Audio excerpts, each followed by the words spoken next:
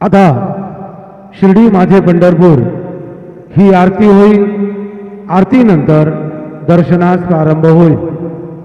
अब शिर्डी माझे पंढरपुर यह आरती होगी। आरती के बाद दर्शन कतार शुरू होगी। श्री सच्चिदानंद सद्गुरु साईनाथ महाराज की जय।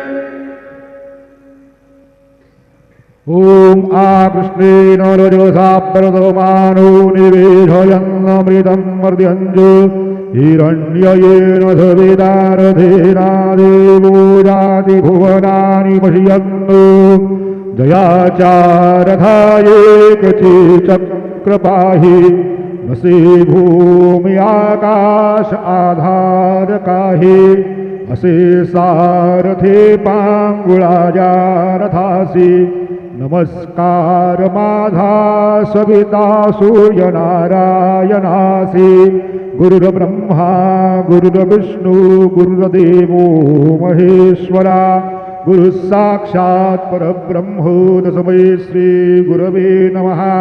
सद्गुरु साईनाथ गुरवे नमः। प्रातः पूजनार्थे गन्धाक्षर पुष्पैः सम्पूज्यो अथ धूपः वनस्पतिरसोद्धूतो गन्धाद्यो गन्धमुत्तमः आग्रेयः सर्वदेवानां धूपोऽयं प्रतिगृह्यताम्।